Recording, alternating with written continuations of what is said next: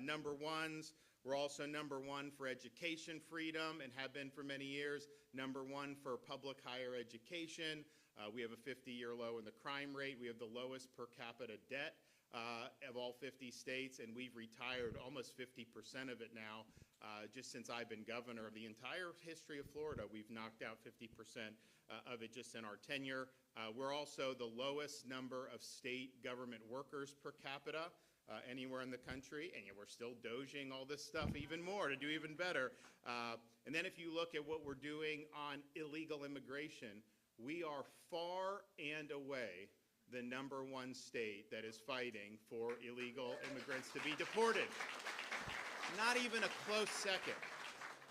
We're also the only state that actually returned money to the DOJ and the federal level for rejecting federal funds. I mean, we rejected things that Biden was trying to cram down our throat. Oh, you get money for roads, but then you've got to monitor everyone's tailpipe emissions or do DEI.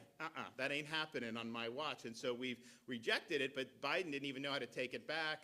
We sent it back under the Trump administration. So on and on, we've led on so many different issues, and that's part of the reason why people look to Florida for leadership. Now, we're here today because we had a vacancy in one of our statewide offices. So we have the governor, of course, who I think you guys all know who I am.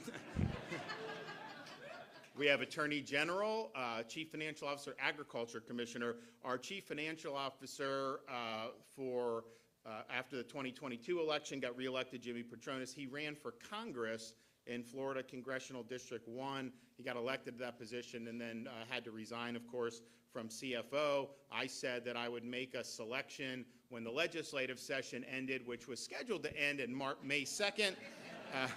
Ended up going all the way to the wire, and so we were signing bills in the budget, at the end of June, even in the beginning of July, some of the legislation. So I said, as soon as that's over, this will be kind of next to be able to fill appointments. And, when you do something like this, for me, when I look at this, I look at what have you done? Because don't tell me you're going to do all these great things if you've had an opportunity to do it and you've never stood up and fought when it counted. I want people that have conservative principles. I want people that are dedicated to the mission, but I also want people that run into the fire, that run towards the battles. We've got a lot of people that when things get a little tough, they cut and run, or they kind of just sit on the sidelines, see how things go out, and will just offer nothing but platitudes even when they do enter the fray. And then even worse, you do have Republicans that will run for office singing our music, then they get in and they betray the voters that elected them in the first place. That obviously is the worst of any possible situation. So Chief Financial Officer is important because it's interesting. I work with the legislature to get DOJ authority for the state of Florida, the governor's office, so we can DOJ audit local governments and expose, I think, a lot of bloat in these local governments. And then the question is why are you paying property taxes to fund this bloat? Why don't we give homeowners a relief? And so that's all underway. But, the Chief Financial Officer has the ability to audit any governmental entity that receives state funds, which is pretty much probably everyone in the state of Florida. And so that authority is there. You have an opportunity to do that. You also have an opportunity when you're managing, of course, the checkbook and everything for the state, but also to continue, the momentum to heal Florida's insurance market. And it's very difficult when you have 6 major hurricanes in 7 years. But in the last 2 years, because of very difficult work, we've now have 14 companies that are entering the market in Florida. It's the only way you're going to be able, you have competition. California, they're all leaving. Other states are all leaving. It's a problem really nationwide, but particularly for us with the tropical. So you have an opportunity to really be a voice for consumers when it comes to these really important issues. So there's a lot that can be done, but certainly we need to have people in office that are going to continue the momentum, that are going to build off the success. We don't want people that are going to try to undercut that success. We don't want people that don't have a record of getting in there and fighting for what's right, even when it's difficult. And so with that in mind, I'm pleased today to be able to announce that I am appointing the most conservative senator in the state of Florida, someone that has a very clear record as a warrior for all the things that the voters that elected us want us to do, to be our next chief financial officer, and that is Senator Blaise Ingolia.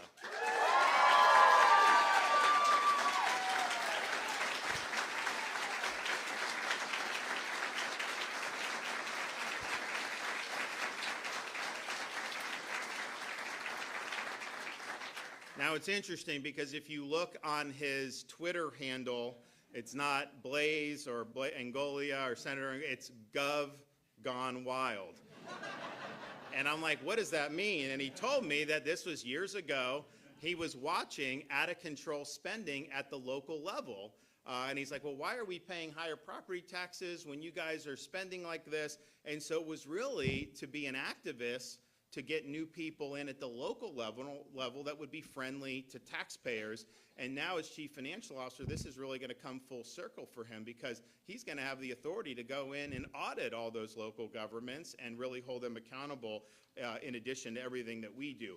But I said that I care about record. And yes, he's got a great financial record, which is important, but I looked even broader than that because I want to say who's running towards these fights and who's running and hiding. And on every single time we've had a flashpoint in Florida, Blaise is running into battle to stand up for people like you. Look at illegal immigration. Nobody in the Florida legislature has done more to crack down on illegal immigration than Senator Blaise Ingolia. He was the author of our E-Verify legislation. He was instrumental in enacting the illegal alien transport program, which even visited places as far away as Martha's Vineyard. He led the effort to stop localities from being able to issue IDs to illegal aliens. We don't do driver's license at the state of Florida, but some of these locals wanted to do it. He put the kibosh on that. Also cracked down on establishments like hotels and motels that facilitate human trafficking, which is very much intertwined with illegal immigration. Also increased penalties for child predators, which also has connection for illegal immigration.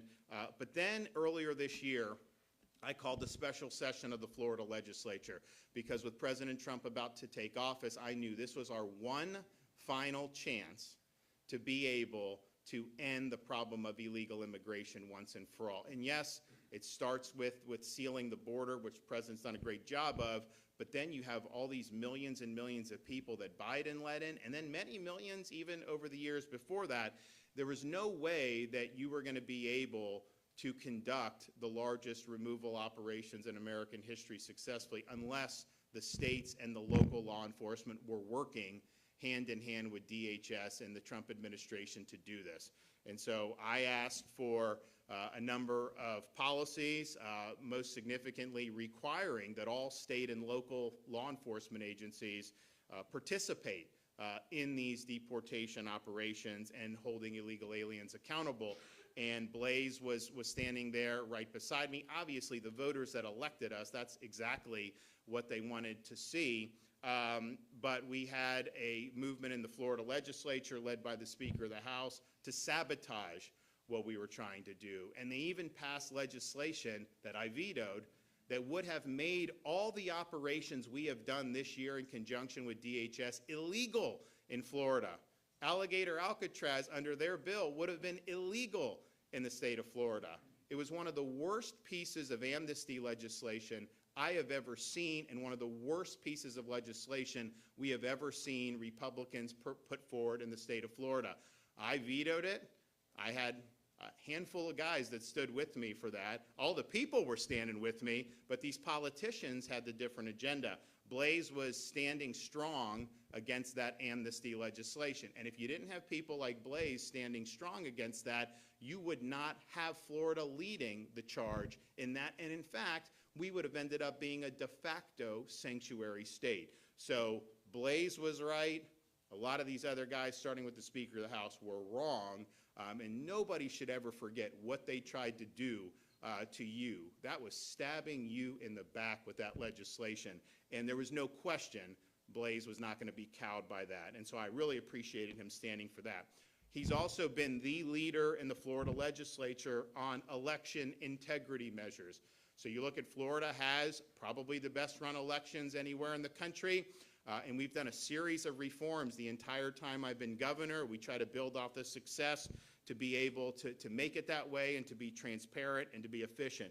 So all the things that we've done. Now, I came in immediately. We removed the Palm Beach supervisor of elections, Broward supervisor of elections. We made it clear that we had a new sheriff in town, but we needed legislation to be able to bring this all to a head. So if you look at things like banning ballot harvesting, if you look at things like banning Zuckerbucks, all the major reforms that we were really leading the way on, Blaze was all leading those efforts every step of the way.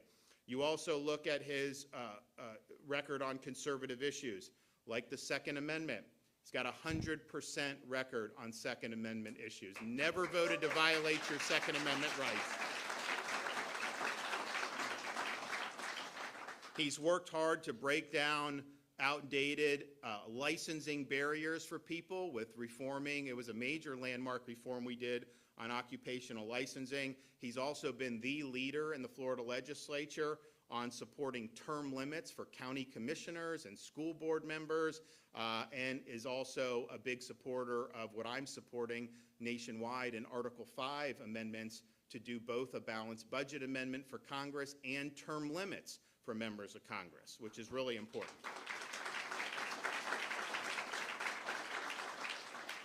When we saw the woke mind virus flare up around the country a few years back, it led to skirmishes in Florida where we had to pass Parental Rights in Education Act to say, yeah, you know what, as a parent, you can send your kids to school in Florida and they're not going to be taught that their gender is just a choice and they can change genders. That's not happening in Florida.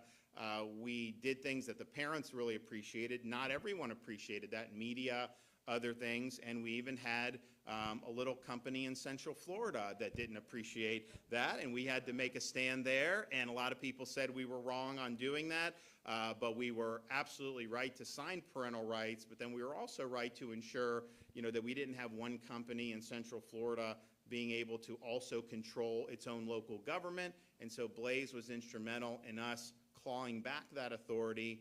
We now have this run by a state board, oversight board, and guess what they've done? They've cut taxes for all the local businesses. More local businesses are able to compete for projects. It's been a total home run.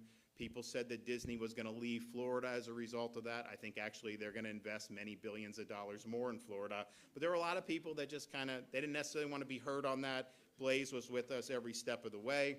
You also look this past November. We had special interests poured $275 million to amend Florida's Constitution with Amendments 3 and 4. Both would have been very bad for the state. We were up against a lot. Blaze was 100% on board to defeat both of those amendments, and we fortunately were able to defeat both of those amendments.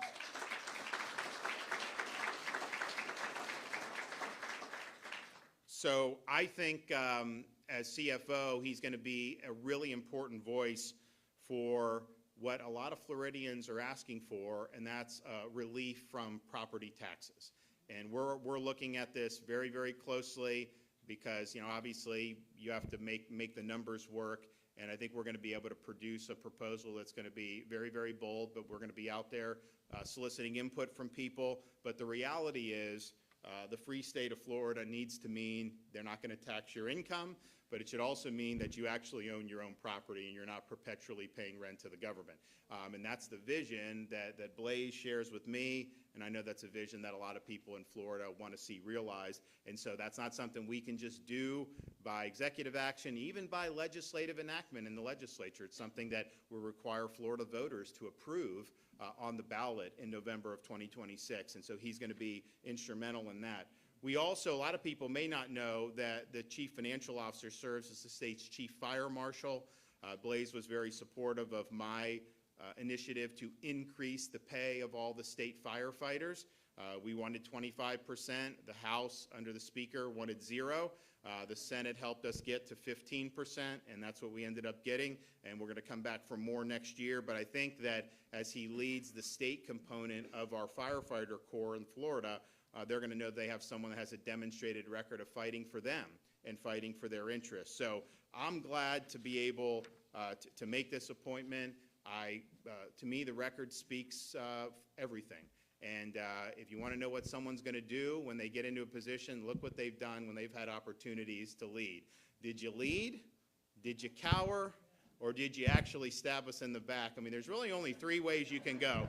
And I'm pleased to say that we have our warrior senator stood with us every step of the way and stood with the people of Florida every step of the way on all these very, very important issues. And so without further ado, the state of Florida's next Chief Financial Officer, Senator Blaise Ingolia.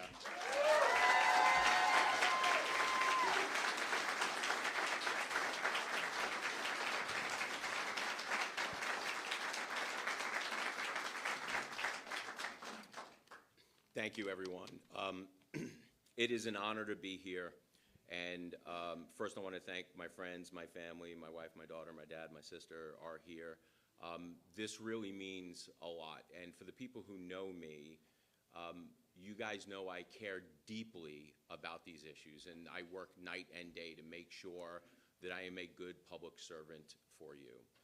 And I personally want to thank probably the greatest governor we may ever seen in any lifetime, Governor DeSantis, for leading the way.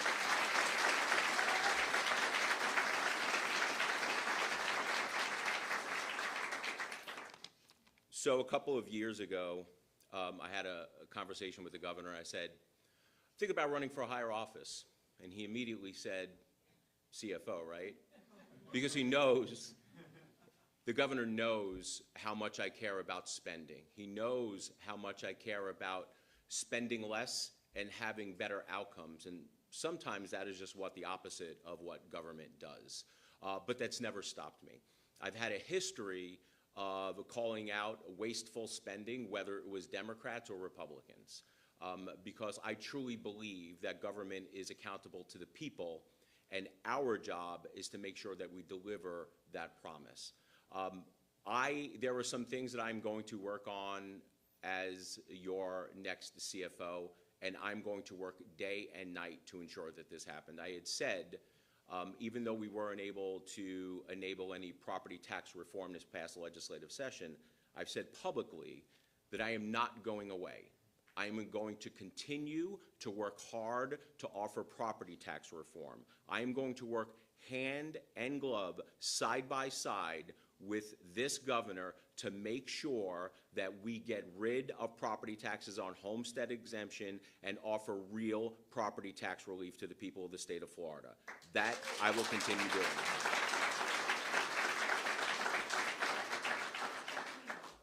Part of that also is making sure that we are cutting away and eliminating wasteful spending at the local level. I don't need to tell you, you guys see it, that local government, cities, county, spend things that should probably not be spent on. But with the audit authority at the CFO's office, I promise you, we are going to start digging in and we are going to start calling out some of this wasteful spending. We are going to be a proactive office. People call me a conservative pit bull in the Senate. I'm going to be the conservative pit bull when it comes to spending as your next CFO. That I will promise you. First responders. I have always stood up for our first responders. I've always been there with law enforcement, working with the governor to make sure that we're bringing bonuses and we are recruiting the best from other states that want to escape high tax, high regulatory states and relocate to the state of Florida. Being state fire marshal is an opportunity for me that is near and dear to my heart. I know that there are firefighters in the room, and I thank you guys for our service. The firefighters probably already know this, but I carried the bill that got them presumption cancer coverage to make sure that we take care of our firefighters, because fires of the past are not like fires of today. 50, 60 years ago, if a structure was burned, it was usually concrete and wood. Now they're plastic. And when these toxins enter the air, it's unfortunate, and we thank them for the service, but a lot of them are getting lung cancer for serving us. I will always stand with the firefighters. I'm going to continue to work hard as the state fire marshal to make sure that we help them out if they become injured on a job. With that, I was also instrumental in passing the PTSD bill, because our cops, our sheriff's deputies, our first responders, unfortunately do suffer PTSD. And we have a higher than unusual rate of suicide amongst our first responders. It is a plague that needs to be solved, and you have my commitment that I will continue working on these issues. The governor already spoke on positive reforms when it comes to insurance. I will continue to work hard on insurance. In fact, I'm going to work on housing affordability overall. Because when you have a house in the state of Florida, anywhere, you're usually paying principal, interest, taxes, and insurance. The taxes and insurance is something that we can help out with. Insurance was starting to run away, and the costs were just getting astronomical. But we put reforms in, and now we, the state of Florida, is leading the nation in bending the cost curve and making sure that we are getting the waste, fraud, and abuse out of the insurance industry. But I want insurance companies to listen to me. What I'm going to say next, especially for the cameras. If an insurance company does not do what they say they're going to do and contractually obligated to do, I am going to call you out. I am going to make sure that people know that the CFO will stand with people against unscrupulous insurance companies who are not doing what they are supposed to be doing. But with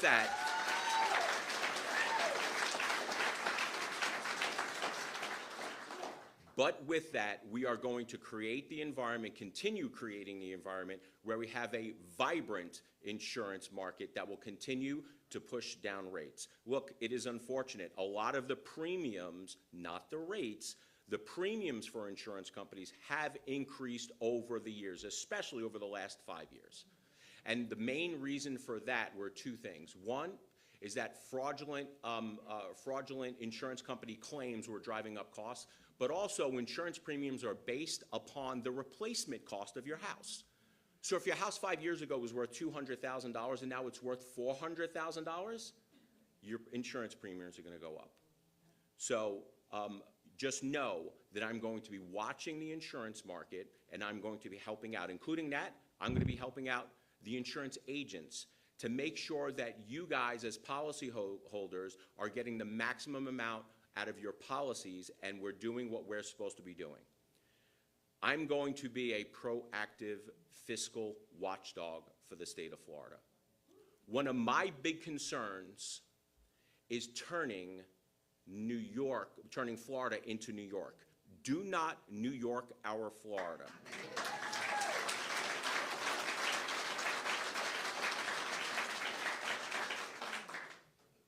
The difference under the leadership of Governor Ron DeSantis and what we are doing compared to California and New York is astronomical.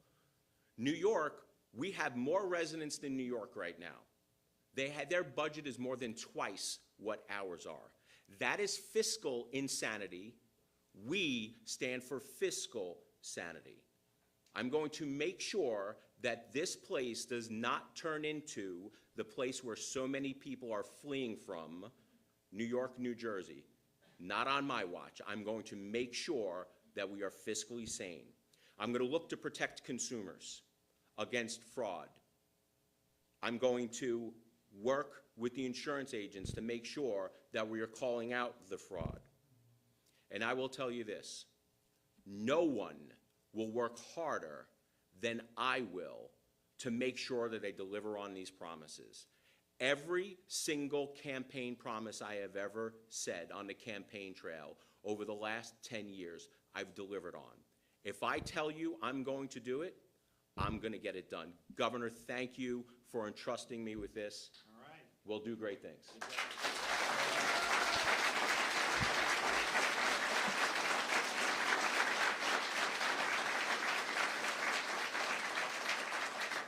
Well done. And just, I mean, from a fiscal perspective, not only do we have some more people than New York, we've got 4 million more people than New York. They have 19.5 million. We have 23.5 million. And yet, how is their budget more than twice our budget? Are their roads better? No. Are their services better? No. And obviously, our education's doing better. So where's that money going? Those are choices that are being made. New York City's budget all by itself is more than the entire state of Florida's budget. And the budget I signed after my line item vetoes, we're spending less in fiscal year 25-26 than we did in fiscal year 24-25, and we spent less in fiscal year 24-25 than we did in the previous fiscal year. And so how many other states are actually reducing spending? And yeah, some of that was, there was money sent down for COVID and all that was kind of one-time things, but I think it shows a real commitment to fiscal responsibility. And we've paid down, now with this budget, we'll have paid down almost 50% of Florida's total debt. We're obviously going to come back for more and do that in the ensuing years as well.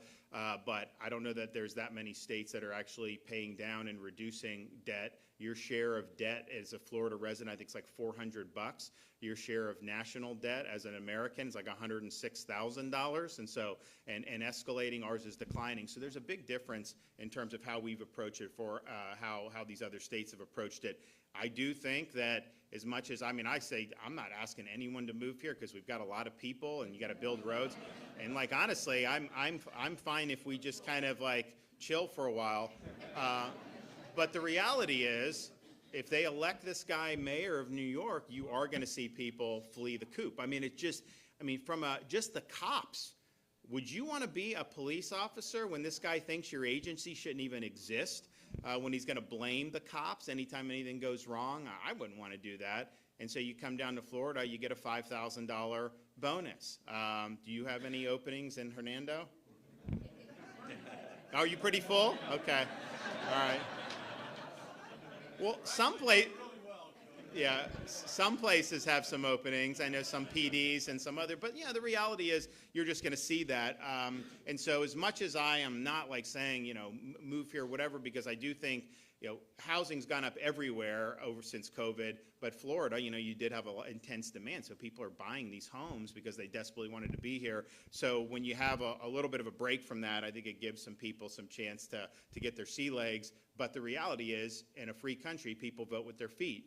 And people are going to make those decisions. And every time they do dumb things in these other parts of the country, people tend to look to Florida to be the refuge. And so I'm happy to do this. I think Blaze is going to do a lot of good stuff on particularly the auditing of local governments. And we have authority. We've got a team in governor's office, but we're going to be working hand in hand to make sure local government's not easy, and we've got some people that do a great job, but we've also got some that have a lot of problems. And I definitely have a few in mind that I know need a little bit of examination. Let's just say that. So, okay, I see Forrest from Tallahassee. What do you got? Well, Governor, with no disrespect to our new CFO, I'm curious why you didn't tap Senator Joe Gruters for his Trump's endorsement. Thanks for that question, Forrest. Like I said in my comments, I go by your record. Political campaigning, political stuff, to me, is not as important about what's your record in office. And if you look at somebody like Joe Gruters, he's voted to violate Floridian Second Amendment rights. Blaze has stood in favor of Second Amendment rights. We did landmark legislation to hold teacher unions accountable for their partisan activism. It was a huge achievement for Republicans. Joe Gruters sided with the teacher unions rather than side with conservatives. On immigration, he was the author and architect of this terrible amnesty bill, which would have made everything I've done, including Alligator Alcatraz, to help President Trump's illegal immigration removal agenda illegal in the state of Florida. Even protecting our coasts with the boats from the Haitians coming in. We wouldn't have been able to do that. He also authored legislation that would have put gender ideology as a special class in Florida law. We've done the opposite since I've been governor. And then when we had the fight over Amendment 3, Joe Gruters sided with the mega weed company TrueLeaf and was joining with liberal Democrats to try to do it. So his record is contrary to what we've told the voters that we would do. And it's all about doing what you said you were going to do, delivering. Blaze has done what the voters that have elected all of us expect. Joe Gruters has taken major positions that are totally contrary from what our voter base wants to do. So when it comes to making an appointment, I have to go on the record. And I can tell you, if Blaze supported the Perez-Gruters amnesty bill, he would not be standing on this stage today. That's just the truth. And I like him personally, but it doesn't matter. It's all about the record. So if George Washington rose from the dead and came back and tapped me on the shoulder and said, will you appoint Joe Gruters CFO? My response would be, no, I can't do that without betraying the voters that elected me to lead this state in a conservative direction. I don't think so. I mean, we were with the president the other day. I mean, he said we've got a great relationship. He's never once mentioned this to me, and all the times I've spoken with him over these months. And so, I don't know how high it is on his radar. I know there are political operatives that stand to gain by certain things. I get that, but in terms of him, it's never been anything we've discussed. Is it fair to say that you'll be campaigning, as you are right now, for Blaze throughout the next year and a half? Well, I think the main thing we're going to do is do the people's business, right? Like, there's no need to campaign for a year and a half. I mean, honestly, it's like, are you focusing on that, or are you focusing on substance? And so he's going to come in, I think, with a head of steam, and you're going to see him doing things in office, not promising, not doing platitudes, but actually doing the job in office. That, to me, is what it's all about. I think, whether you're campaigning here, campaigning there. So he'll be a good partner with us, and I think he's going to produce really big results. And when you're doing that, then all the campaigning takes care of itself. When you're running and you have a record that you can run on, then you don't have to worry about this or that. I mean, when I was running in 22, I wouldn't even, really, I didn't campaign that much the last couple months because I had to deal with the Hurricane Ian. And we were off the trail for like 3 or 4 weeks. And you know what? It didn't matter because people knew that I had delivered time and time again. And that's really what it's all about, is delivering in office. As I said, if you have a record of fighting, if you have a record of delivering, then I have confidence that you have an ability to do that going forward. If you don't have that record, if you're not running into the battles, if you're not taking on the tough issues, if you're not willing to make tough decisions when it's not easy, well, then you're not all of a sudden going to grow some backbone, right? It doesn't work that way. If you once a linguine spine, always a linguine spine. That's kind of how it is. So you've got to be somebody that is going to be fighting. And I think he's proven that he can fight and win. And a lot of the success that we've had in Florida is a result of having really good folks fighting for these things in the Florida legislature.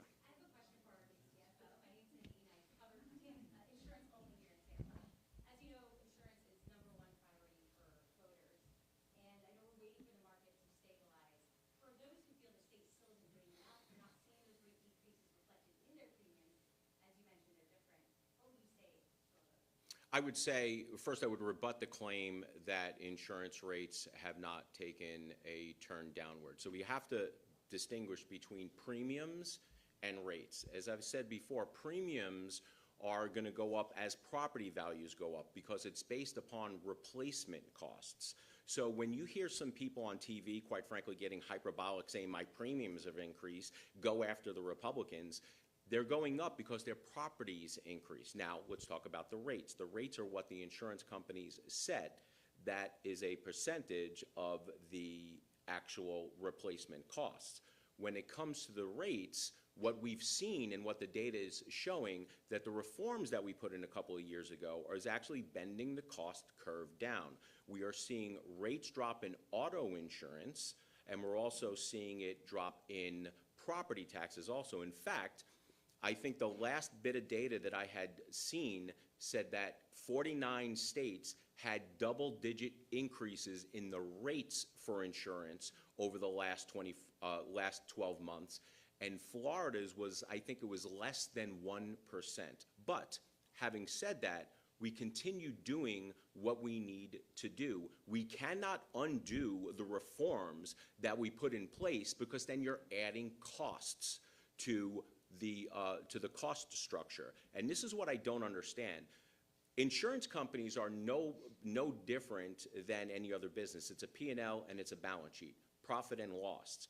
So when you add frivolous lawsuits, which is what we've seen, now, not all lawsuits are frivolous. In fact, a lot of the lawsuits that are filed are done because insurance companies weren't doing what they were supposed to do, and I've already made the promise that I'm going to hold them accountable and I'm going to call them out. But we cannot go back to the days of past where we're adding all that cost to the structure and expect rates to go down.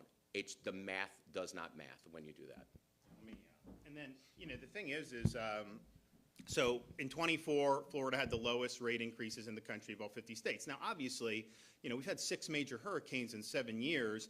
That is a factor that these other states just don't have to deal with. But you got a report the other day, massive increases in some of these states in the middle of the country, huge issues with insurance nationwide. I haven't seen Congress offer any type of relief.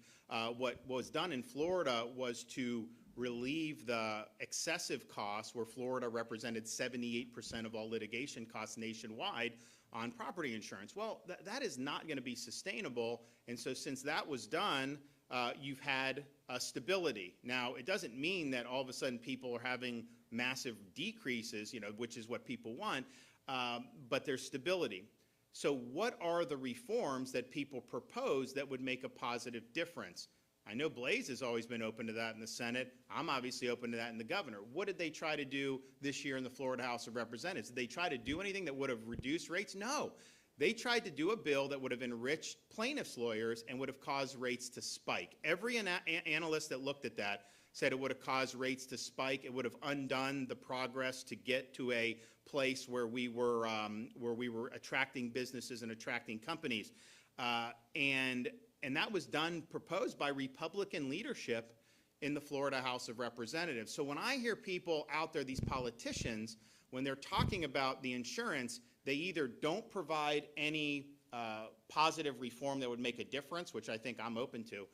What they're trying to do is basically run interference for trial lawyers, because the reality is the more litigation you bring, if you're getting attorney's fees and the other isn't, then you have an incentive to do. And that's what was in Florida. Very few other states had that. We obviously had a cottage industry that has developed on all these different things. I mean, they did the roofer scam. They did this. They did that. That causes people to go. But the one thing that got traction in the Florida legislature would have caused your insurance rates to spike. Everyone that looked at that acknowledged that that was the case. And so part of what I think you got to do is to prevent that from happening and to make sure that we continue to be a place where people have confidence. I mean, you think about it, you've had 14 new companies come in since these reforms were done. This stuff doesn't happen overnight, but people 2 years ago were thinking Florida wouldn't have any insurance offer. Like California, they're leaving. We've got millions and millions, and we've actually added private policies by the 100, 200,000 over the last couple of years. So that defied what most people were saying when you have 6 major hurricanes in 7 years. So any positive reforms, bring them forward. But I can tell you that the number one thing that will help in this is not anything the legislature can do. It's Mother Nature. If we have a 10-year period like we did last decade where we don't have any major events, if we have one of those runs, you're going to see things improve very quickly. If we're constantly getting hit with majors, that just makes it more difficult. And I think if you look at how the market responded to 2 majors last year, you haven't seen big, stiff increases across. You've seen basically stability, which I think a lot of people didn't think was done. But I think when people prattle about this, ask them what they want to do about it.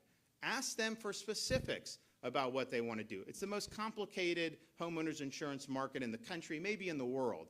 To ask them what they're going to do. Because what I hear is people do platitudes, and then they come up with a trial lawyer subsidy bill that's going to cause you to pay more. Oh, we're holding the companies accountable by underwriting more lawsuits. Well, that has not worked. I mean, that was tried. It didn't work. So what are they going to do? Make them tell you what they're going to do. Don't let them just prattle off and say they're going to do it.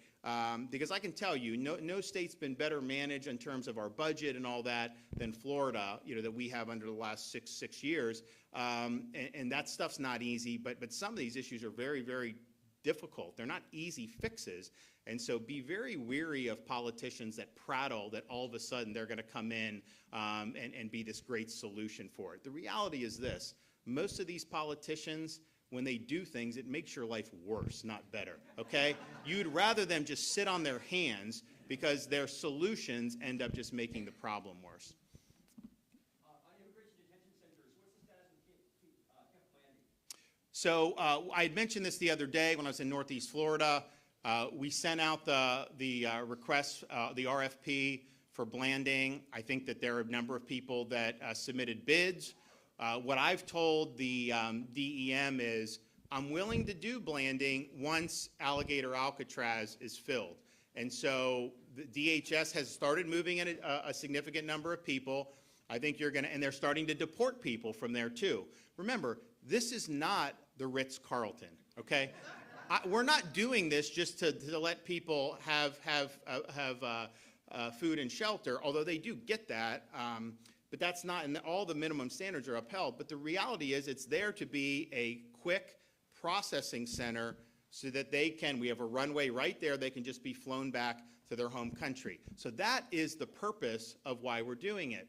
And as that fills, once there's a demand, then we would be able to go for Camp Blanding. But what I don't want to do is set up Blanding if, you know, one is 60% full and then the other's 40%. I'd rather just channel everyone to Alligator since it's easier. You can add from whatever, you know, you need. But we definitely think that you can do easily 3,000 to 4,000 at Alligator Alcatraz. We have not yet received that many illegal aliens yet there, but it has grown pretty quickly. And if you think about it, we submitted our proposals, just kind of a broad policy about what we can do with the Florida Division of Emergency Management in the spring.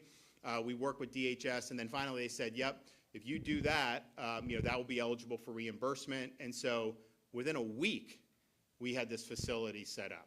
And I know other states are now saying they want to get in the ballgame. It'll be interesting to see, you know, how quickly these other states are able to move. I think Florida's really set the standard, not only for executing missions, but doing it swiftly and doing it in ways that kind of defy people's expectations about what government can do. You think about with the Iran conflict in Israel, we had students over there. We had a lot of Floridians over there. All of a sudden, they shut down Ben Gurion Airport. You got all these rockets raining down. We turned the switch, and we executed rescue missions, and we brought back, I think we got like 1,500 people out of Israel on boat. We fly people to Florida. We did all this stuff in record time, and we were the only state in the game on that. Now, granted, you know, I'm not saying that every state has the same connections that Florida does in terms of our population and people that go over there or study over there.